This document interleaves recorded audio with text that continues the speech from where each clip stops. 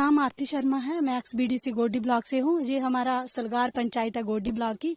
आज हम यहाँ पे पहुंचे थे, हमारे साथ ही हमारे विधायक चनानी गोडी के बलवंत सिंह मुनगोटिया भी जी साथ थे।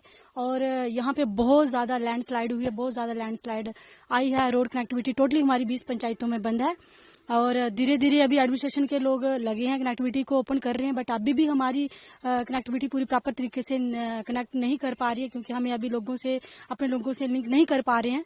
और मेरी एडमिनिस्ट्रेशन से विनती है कि बारिश भी बहुत ज्यादा है, क्योंकि भगवान से ऊपर कोई नहीं है, बारिश बहुत ज्यादा है, उसी के चलते बहुत ज्यादा घर भी डैमेज हो गई है। इसमें स्कूल जो गवर्नमेंट बिल्डिंग वो भी गिर गई है, लोग टेंट में रह रहे हैं। मेरी एडमिनिस्ट्रेशन से विनती है सभी सपोर्ट करें, हमारे चौकीदार लंबरदार सभी ग्राउंड पे काम कर रहे हैं और जो ऊपर अधिकारी हैं डिस्ट्रिक्ट एडमिनिस्ट्रेशन वो भी सपोर्ट करें ताकि हम अपने लोगों को रोटी पानी प्रोवाइड कर पाएं।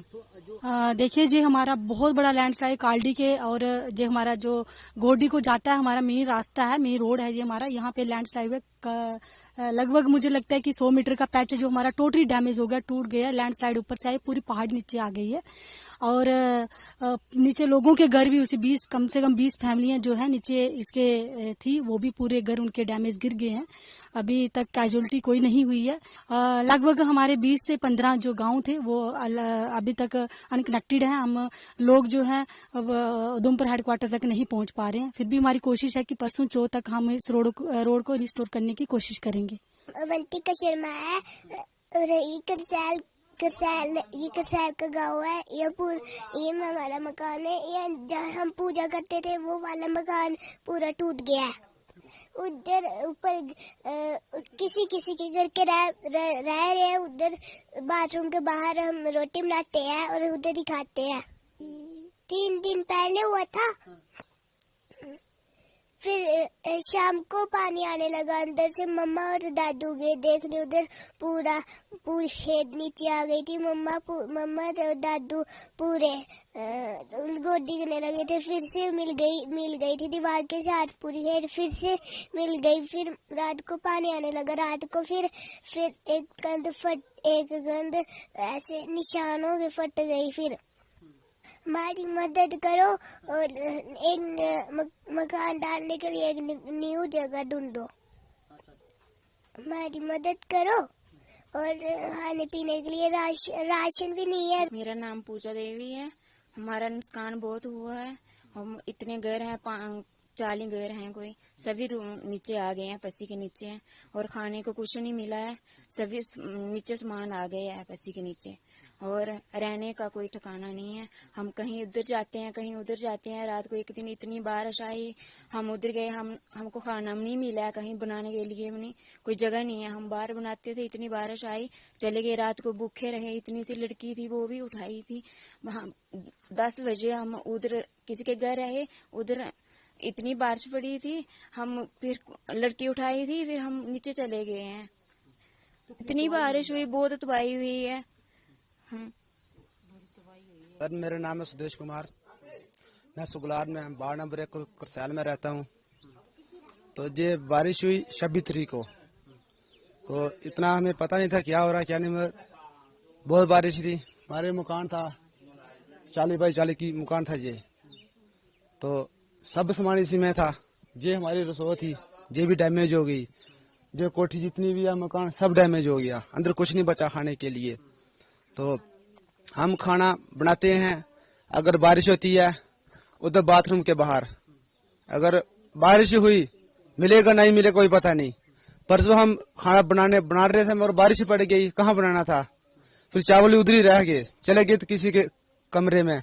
पास अभी ये 3-4 घर हैं, 7 घर होंगे जी, 7-8 घर ये बिल्कुल तबाह हो गए हैं।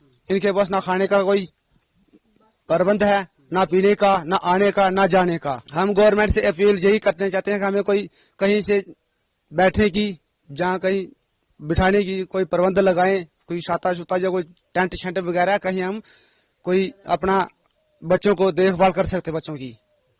अभी हमारे पास कोई साधन कुछ नहीं है, ना हम दुकान में जा सकते हैं, ना आटा चावल लाने के लिए कुछ साधन है।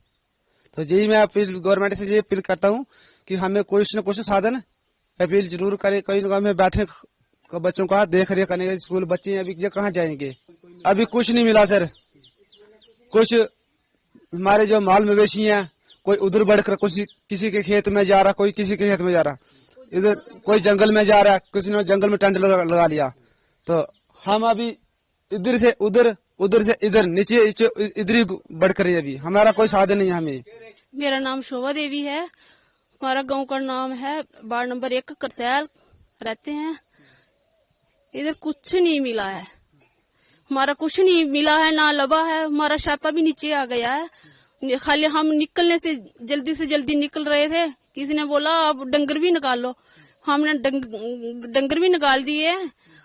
हम जल्दी से जल्दी भागने के लिए जा रहे थे। कहाँ जाना है? हमने खाना पीना का सब कुछ, पैसा, राशन पानी सारा इधर ही रह गया है, पसी के नीचे ही आ गया है। हम कहाँ से जाएंगे? हम पार गए हैं जंगल, उस उधर लाए हैं, तरबाल भी इधर ही बढ़ गए हैं। किसी नहीं दिया, गवर्नमेंट आई नहीं है इधर तक। किसी के घर से लिए हैं, फट्टे फुटे लिए हैं, वो लगाए हैं, वो भी पानी नीचे भी आ रहा है, ऊपर से भी आ रहा है, बारिश लगी है। हम कहाँ जाएंगे? हमारे छोटे छोटे बच्चे हैं, स्कूल के लिए रास्ता में नहीं है। वो इतनी ज्यादा पसी आई है, ज्यादा घर होगा, कोई 50 घर हो गए, और वो ज्यादा 20 घर को बहुत ही वो पसी के नीचे आ गए हैं। गवर्नमेंट से ये मांगने जाते हैं, हमें जगह जल्दी से जल्दी जगह दें, वो मकान के लिए कुछ दो। हम उधर जाएंगे, उधर बच्चों को, छोटे छोटे बच्चों को खाना पीना बना के खिलाएंगे। हमने क्या करना है? कुछ भी नहीं है। मोदी साहब से यही विनती है, जल्दी से जल्दी हमारा कुछ सोचो।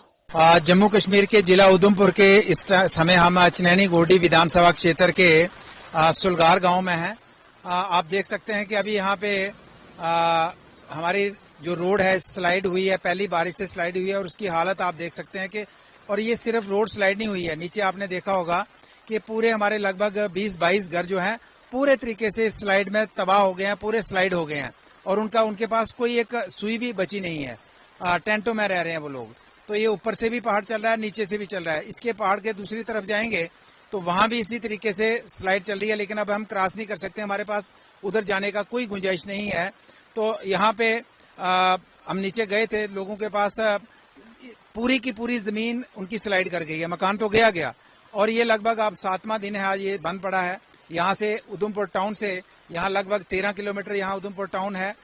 उधमपुर टाउन से 13 किलोमीटर का रोड ठीक करते हमें 5 दिन लगे, लेकिन पूरा का पूरा पीछे का रोड स्लाइड है, रोड बैठ गए हैं। तो 5-6 दिन में वहां तक पहुंचे हैं। अभी कल यहाँ पहुंचे हैं, लेकिन इसकी हालात अब आप देखें कि यहाँ छोटी मशीन से काम होने वाला नहीं है। बड़ी चेन वाली मशीन आने की गुंजाइश नहीं है, क्योंकि ट्राला भी सड़कों से निकल नहीं सकता है।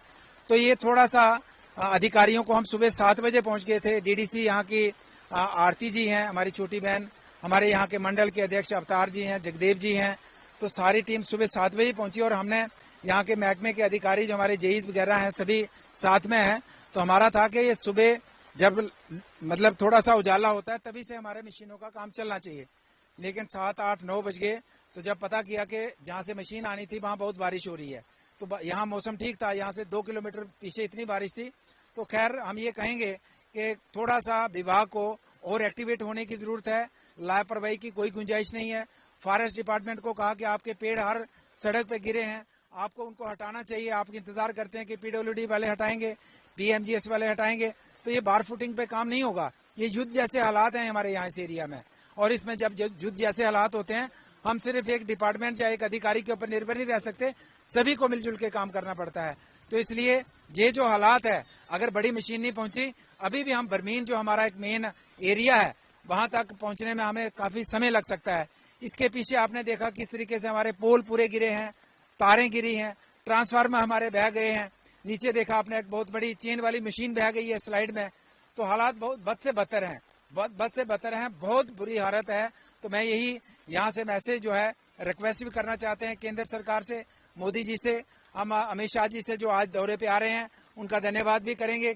उन्होंने इसका सीरियसली इस चीज को लिया है, और हम उनसे उम्मीद भी करते हैं कि इसके लिए जो एक बहुत बड़ा पैकेज है, छोटे मोटे पैकेज से यहाँ कुछ होने वाला नहीं है। क्योंकि हम जिस घर में भी गए, स्लाइड में जो गए, जिनकी जमीन पूरी वो तो गए, लेकिन जिस गांव का हमें दिखता है अच्छा है, जब उस घर में जाओगे तो कोई ना कोई उस हर घर का नुकसान हुआ है। चाहे उसका मकान की दीवार टूटी है, चाहे उसकी जमीन स्लाइड हुई है, चाहे उसकी फसल बर्बाद हुई है, चाहे उसकी भैंस कोई मवेशी मरा है, तो कोई ना कोई नुकसान हमारे चनैनी गोड्डी विधानसभा में हर घर का हुआ है। इसलिए इसके लिए बहुत बड़ा पैकेज चाहिए, बहुत बड़ा केंद्र की मदद चाहिए, तभी इस सिस्टम को हम दोबारा बहाल कर पाएंगे। आप देख रहे हैं कि दोबारा से बारिश स्टार्ट हुई है, जो थोड़ा बहुत रोड क्लियर किया है दोबारा से स्लाइड करना चलना शुरू हो गई है। तो ये हालात बहुत बद से बदतर हैं। देखिए, परसों माननीय डॉक्टर जितेंद्र सिंह जी आए थे, उन्हें पूरे अधिकारियों को मीटिंग ली, साइट इंस्पेक्शन भी की है, और उसमें जब अधिकारी हमें फीडबैक दे रहे थे कि आज हमारी शाम तक जो है मोबाइल नेटवर्क जो है वो ठीक हो जाएगा। वहां पे जियो वाले भी थे, एयरटेल वाले भी थे, लेकिन जब यहाँ पहुंचते हैं तो ये शहर से 13 किलोमीटर रोड का डिस्टेंस है और एरियल डिस्टेंस यहाँ का 5-6 किलोमीटर है। यहाँ नेटवर्क नहीं है, तो हम कैसे कह सकते हैं कि वह हमारा जो बरमीन का एरिया है, गोडी का एरिया है, स्त्यालता का एरिया है, नालाकोड़ा का एरिया है, लाठी का एरिया है, मरोठी का एरिया है, लद्दा का एरिया है, काड़िया का एरिया है, तनास का एरिया है, वहाँ कब नेटवर्क चलेगा। तो सबसे बड़ी दिक्कत है कि हमारे पास पूरे आंकड़े इसलिए नहीं पहुंच पा रहे हैं कि हमारा मोबाइल नेटवर्क बिल्कुल अभी भी 80% जो है काम नहीं कर रहा है। 80% लोग मोबाइल नेटवर्क से डिस्कनेक्टेड हैं, और अभी लगभग हम ये कह सकते हैं कि इतने ही 80% के करीब लोग अभी सड़क की सुविधा से डिस्कनेक्टेड हैं। वो सड़क उनके बाहर तो है, लेकिन सड़क बंद है। और इसी तरीके से हम कहेंगे कि हमारा चनैनी गोड्डी का जो एरिया है अभी तक बिजली से लगभग 95% एरिया जो है अभी बिजली से डिस्कनेक्टेड है, अभी पावर सप्लाई वहां पे नहीं है। तो आंकड़े कैसे आएंगे? अभी अधिकारी पहुंच नहीं पा रहे हैं, मोबाइल चल नहीं पा रहा है, तो बिजली है नहीं है, तो आंकड़े हमारे पास अभी बड़े मोटे मोटे फिगर जो अभी अधिकारी दे रहे हैं, लेकिन जैसे यहाँ अभी बहुत से अधिकारियों को अंदाजा भी नहीं है कि यहाँ क्या हालात हैं। हम भी नहीं पहुंच पा रहे थे। पहले दिन हम लगातार पूरी रात वहां पे जहाँ उधमपुर से बॉर्डर से टाउन से जो स्टार्ट होता है अमाला, पूरी रात खड़े थे, लेकिन बारिश की वजह से मशीन काम नहीं कर पा रही थी। वहां से एक दिन लग गया। तो यहाँ पहुंचने भले इतना बगल का इलाका है, यहाँ भी नहीं पहुंच पा रहे हैं क्योंकि रोड कनेक्टिविटी नहीं है। और यहाँ के हालात देख के अंदाजा लगाया जा सकता है कि पूरे इलाके के हालात कैसे होंगे। तो मैं ये कहना चाहूंगा कि बहुत बड़े पैकेज की जरूरत है, तभी इन लोगों का सर्वाइवल हो पाएगा। और हम ऊपर वाले से भी दुआ करते हैं, भगवान से भी दुआ करते हैं कि ये बारिश बंद हो जाए। अगर बारिश बंद नहीं हो, हम सड़क ठीक करके आते हैं, आधे घंटे बाद फिर पसी आ जाती है, करेंगे क्या? अधिकारी भी क्या करेंगे? तो बारिश भी बंद हो और केंद्र सरकार से बहुत बड़े पैकेज की हम उम्मीद करते हैं।